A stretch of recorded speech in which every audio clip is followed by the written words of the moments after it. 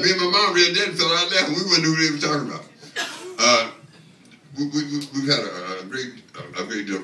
We come back to Philadelphia often, and we come back to Philadelphia with a lot of love because we got our start on radio and in many other circumstances we got from Philadelphia. One of the first major concerts we did was at McGonigal Hall. Do you still have McGonigal Hall? Yeah. Do we still do concerts there? Yeah. Okay, fine. We played there. I think it was with Donny Hathaway and with John Lee Hooker.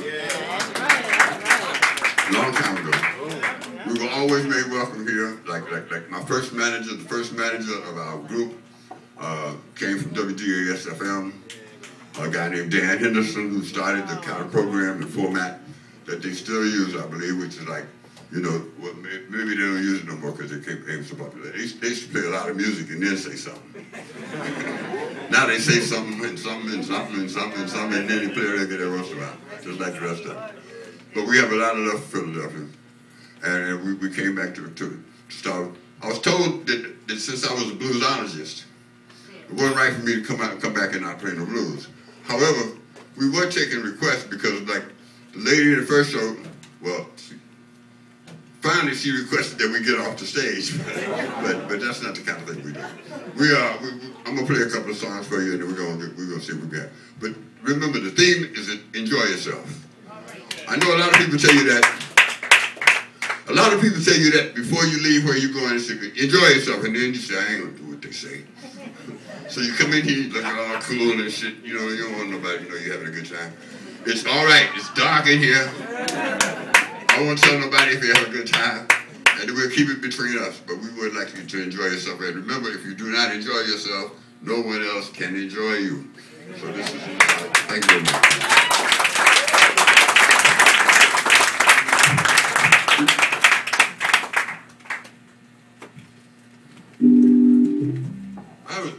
I used to start the show with the song all the time because it was the only one I could remember.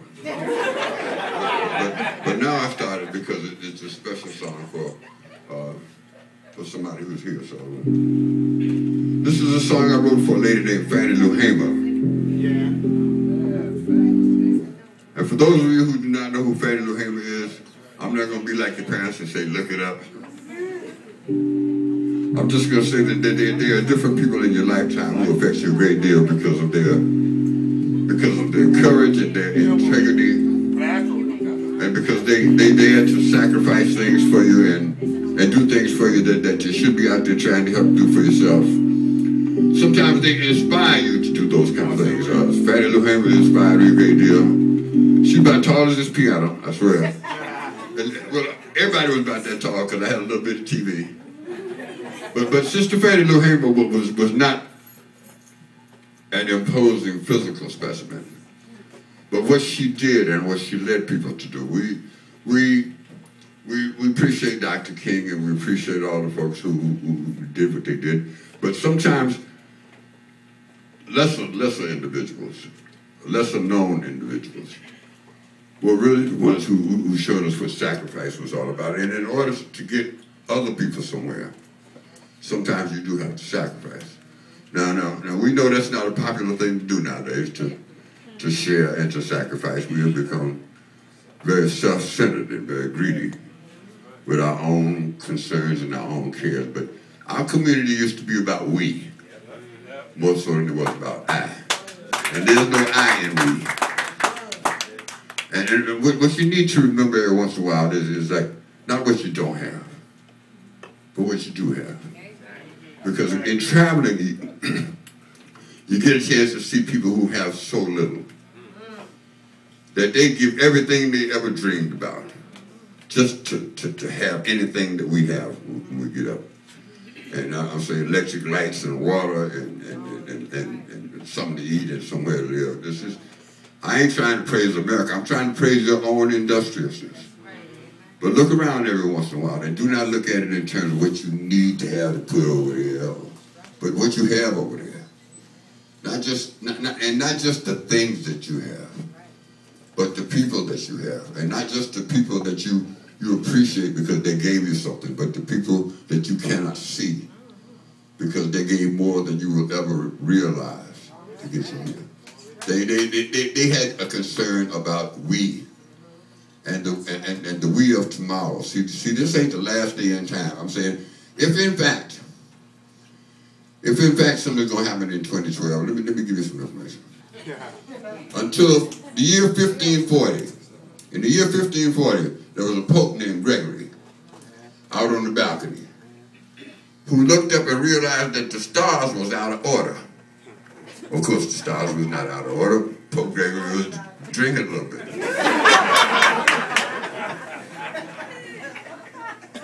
No, but what he realized is that something had changed about the heavens.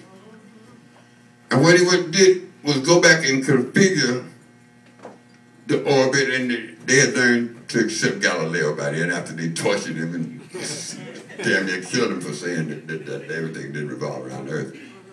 That was when they were really self-centered.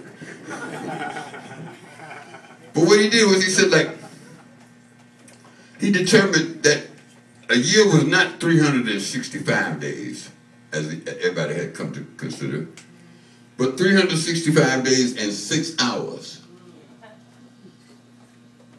What happened is that they began to add those 6 hours up at the end of every 4th year and add another day. And they put it at the end of the year.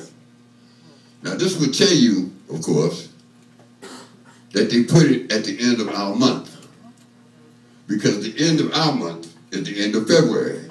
But that will tell you also that December is not the end of the year. Let's go somewhere else though. What that meant was that for damn near 400 cycles, they had missed that extra day. So if this is actually 400 days from now, it's already 2012. So if you wonder what's going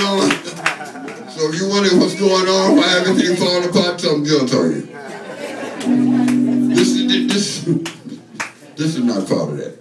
And the people who are advertising that movie did not tell me to come here and say that. I'm going to talk to you about a lady who was born in Ruleville, Mississippi. And Ruleville is not one of the shining lights on your calendar. Maybe it should be. Because on the day that we celebrate Dr. Martin Luther King's birthday, if you were not a big fan of Dr. King, pick another one. There have been dozens and dozens of people who have done things that made that possible.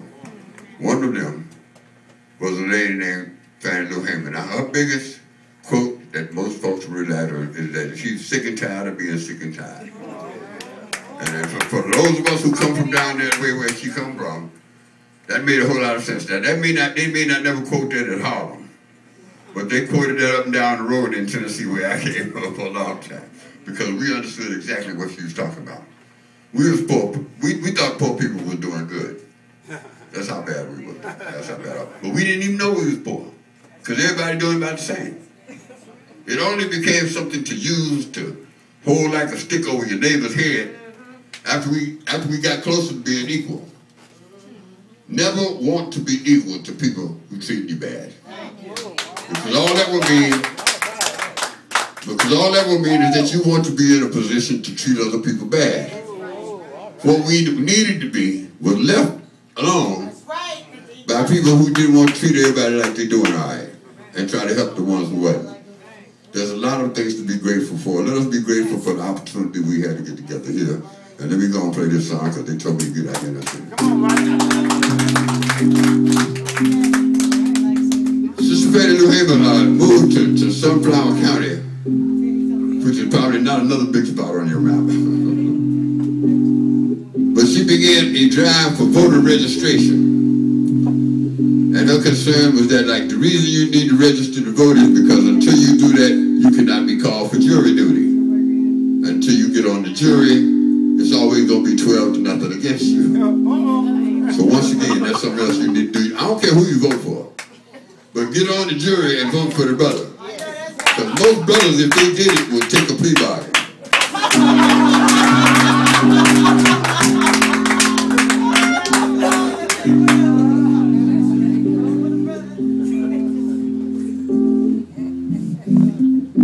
Call all the places we've been.